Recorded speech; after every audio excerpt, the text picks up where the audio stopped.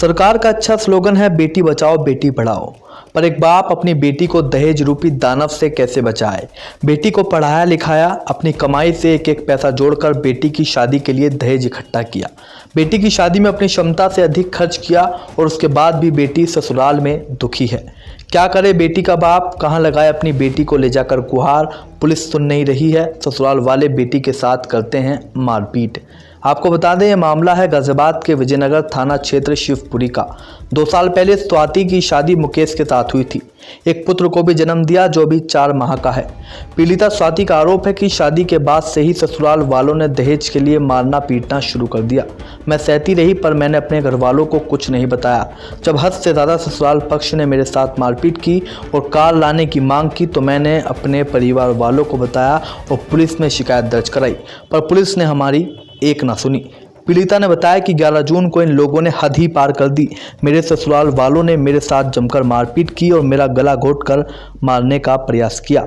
जैसे तैसे शोर मचाया तो पड़ोसियों ने मेरी जान बचाई। मेरा नाम स्वाति है। मेरी 2022 में शादी हुई थी। 2022 में शादी हुई थी। 30 जनवरी को शादी हुई थी। रानी राजा फार्म हाउस में शादी हुई थी। और क्या कहते हैं, दहेज के ऊपर मेरे को मारा पीटी करते हैं। ससुराल शिवपुरी, विजयनगर शिवपुरी, गली नंबर 7 में ससुराल है। हाँ, 331 मकान नंबर है गाजियाबाद में। और दहेज के ऊपर मुझे शुरू से ही मारा पीटा है इन्होंने। गाड़ी मांगती है। शादी के कितने दिन बाद से परेशान कर रहे हैं? 1 महीने बाद से। क्या क्या डिमांड इनकी रहती है? कि हमारी लड़कियों को मतलब कि छोचक के बाद डिमांड हुई थी। पहले तो गाड़ी की डिमांड थी, जो कैश नहीं दिया था, गाड़ी नहीं दी थी। कैश चाहिए, हमें गाड़ी चाहिए, तो बाइक वगैरह दी थी, गाड़ी नहीं दी थी। तो उसकी डिमांड करते थे ये लोग मुझसे, वो मारते थे। फिर लड़का हो गया। लड़का होने के बाद ये डिमांड रखी इसकी बुआओं ने कि हमें चीज़ नहीं आई सोने की, हमारे यहाँ चीज़ चलती है। मैंने कि मेरे घर वालों पे नहीं है तो मेरे घर वाले कहाँ से देंगे आपको चीज़। तो उसके पीछे मुझे बहुत मारा पीटा इन लोगों ने, बहुत मारा पीटा भी। 25 दिन का मेरा लड़का था, ऑपरेशन से मेरा लड़का हुआ था। मेरे पेट में लात से बजाए मेरे ब्लीडिंग चालू हो गई थी बहुत ज्यादा, बहुत ही मारा पीटा। उसके बाद से फिर मतलब की लड़ाइयाँ, उसके बाद तो बहुत मारते हैं। पुलिस के अंदर रिपोर्ट नहीं करी थी आपने? जब तक नहीं करी थी मैंने, उसके बाद अब करनी चालू करी थी। अब 2 महीने हो गए मुझे रिपोर्ट करनी। पहले इसके मारपीट के बहुत 2 महीने पहले क्यों की रिपोर्ट आपने? मारा पीटा था, मारपीट के धक्के मार के बाहर निकाला था मुझे उन लोगों ने। फिर पूरे गली वाले कहने लगे कोई बात ना बेटा, आप चले जाओ, 2-4 दिन बाद इनका दिमाग शांति हो जाएगा तो ये आपको ले आएंगे।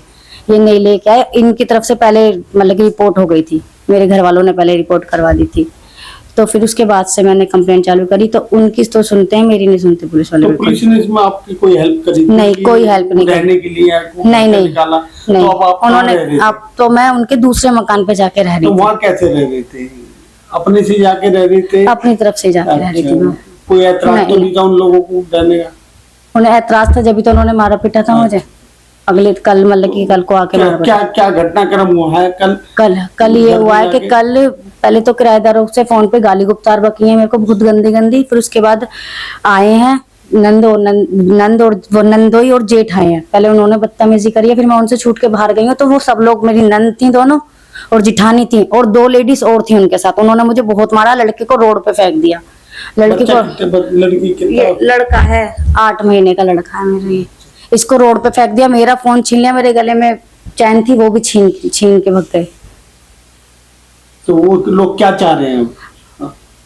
वो किस लिए मारपीट की, क्या चाह रहे थे? वो ये कहते हैं कि हम नहीं रहने देंगे, हम नहीं रखेंगे तुझे, घर खाली कराना। हमें घर खाली कर, तो हमें वो कब्जा करेगी हमारे घर पे।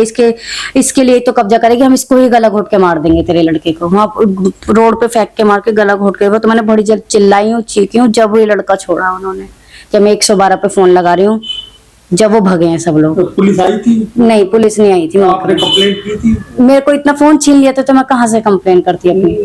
परिवार के लोग आपके पहुंचे, किसी ने बाद में कंप्लेंट करी? उसके बाद करी थी कंप्लेंट? हाँ, बाद में करी थी। रात को जाने के बाद वहाँ पे पहुंचे थे हम लोग, वहाँ पे कंप्लेंट करी थी हमने। तो एक चीज में और जानकारी लग रही है, बीच में भी आपकी पुलिस चौकी थाने में काउंसलिंग वगैरह हुई थी जिसमें आप, हाँ, रितु त्यागी मैडम ने भगाया था। वो इसके डैडी ने ही करी थी उनके मेरी थ्रू मतलब के कंप्लेन। तो रितु त्यागी मैडम ने बोला कि 1 महीने बाद हम तुम्हें भेज देंगे, अपने घर चले जाओ। फिर 1 महीने हुआ नहीं था, फिर इसके वहां से इसके डैडी का नोटिस आ गया था डिवोर्स का। तो मैं फिर उनके पास गई कि सर मैंने आपके कहने से तो मैंने कोई कार्रवाई नहीं करी, तो इन्होंने क्यों कर दी? तो उन्होंने कह दी मैं नहीं जानती, मुकदमा डाल दो इनके खिलाफ। मैंने कहा मैं मुकदमा नहीं डालूंगी, मुझे तो रहना है इनके साथ। तो उन्होंने फिर मेरी कोई सुनवाई नहीं करी और फिर धक्का देके मुझे उसमें से निकाला, अपने उसमें से, चौकी में से, कि जाओ हम तुम्हारी कोई कार्रवाई नहीं कर सकते। अब अगला कदम जैसे आप देख रहे हो, कोई आपने मुख्यमंत्री जी से कोई शिकायत की हो या गाजियाबाद पुलिस कमिश्नर है उनसे आपने कोई शिकायत की? हाँ, कमिश्नर साहब के पास तो मैं 2 बार पेश हुई थी, उनके फोन भी आए थे इनके पास। 2 बार पेश हुई थी मैं, इनके फोन पर भी कोई कार्रवाई नहीं, उसके ऊपर भी कोई कार्रवाई नहीं हुई। कह रहे हम कैसे घुसा दें जबरदस्ती, हम किसी के घर में नहीं घुसा सकते और हम पकड़ के कैसे लाएं जब वो है ही नहीं। तो यहाँ पर ताला लगा रहे हैं और सास मेरी अंदर ही रहती है, ताला पुलिस वालों से ताला बंद करके अंदर से ही बात करती है। मेरा नाम है वीरू, मैं इसका भाई हूँ, कविता का, स्वाति का, इसके दोनों नाम है। हमने जब इसे घर से लेके आए थे वहां से, तो फैसले में मतलब पंचायत के फैसले से उन्होंने कह दी थी कि बेटा तुम घर ले जाओ इसे। 1-2 दिन में मोहल्ले वालों ने कहा था कि हम खुद ही, अगर ये नहीं आएगा तो हम लेने आएंगे। उसके बाद 3 दिन बाद इनने रीतू त्यागी को कंप्लेंट कर दी, हमारे सबके नाम की, भाइयों के नाम की। कौन है? रीतू त्यागी पिंक बूट वाली है, ये राहुल विहार पे जो पिंक बूट है, सही है। उसने फिर हमें वहां पे बुलवाया, उसने राजीनामा करवा दिया, साइन करा दिए दोनों के। उसके बाद 10 दिन बाद राजीनामा में क्या हुआ? राजीनामे में ये हो गया कि तू इसे घर लेके जाएगा, ये लड़की अभी तुम मेरे कहने से 10 या 15 दिन के लिए अपने घर ले जाओ, थोड़ा इसका भी गुस्सा शांत हो जाएगा, लड़की का भी गुस्सा शांत हो जाएगा। रीतू त्यागी मैडम ने कहा था ये। हम उसके बाद जब दोबारा गए तो रीतू मैडम ने इसे धक्का दे के दी कि जा तू, मैं नहीं करूंगी तेरा कुछ भी, और जो तेरे पे होता हो वो कर ले। और फिर जब हम यहाँ पे आए कोतवाली, तो कोतवाली को फोन करके कहती है कि ये लड़की तो पागल है, ये लड़की पागल है, इसका दिमाग चला हुआ है। अब ये बताओ ये लड़की कहाँ से पागल है? तुम इसका चेकअप करा लो, कहीं से पागल नहीं है। विजयनगर थाने में पहुंचे तो विजयनगर थाने में कह दी कि ये लड़की पागल है सर।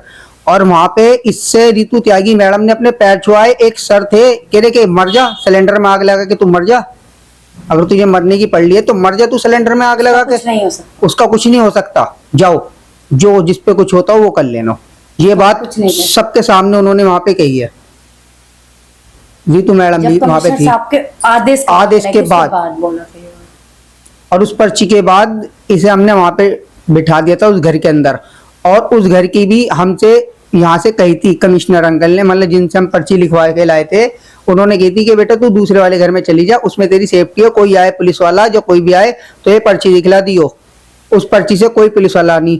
कल 112 पे इनने फोन करी, जेठ ने बदतमीजी करी पहले फोन पे, 112 नंबर पे फोन मिलाया, 112 वाले आए, हम उसे वहां लेके गए तो वो पड़ोसियों के घर में घुस गया। जिसके घर में घुसा था हम उसके घर पे कह दी कि ये घुसा। पुलिस वालों से हम वहां पे कह रहे थे दोनों से कि बोरा, तो वो जो मकान मालिक है ना, एक बुड्ढा जो उनके फेवर में बोलता है, उनके पड़ोस में रहता है, उसने गाली गुप्तार करी है इससे दोबारा। फिर गाली गुप्तार के बाद उसका नंदेव और उसका जेठ आके इसे उस प्लॉट में से मतलब एक कमरे में लेके गए हैं, कमरे में से इसके संग बदतमीजी करी है। फिर ये बाहर निकल के आई है वहां से बच के, तो इसकी नंदों ने इसे बहुत मारा। गली वाले वहां पे कहने के लिए तैयार हैं, लड़के को भी फेंक के मारा है।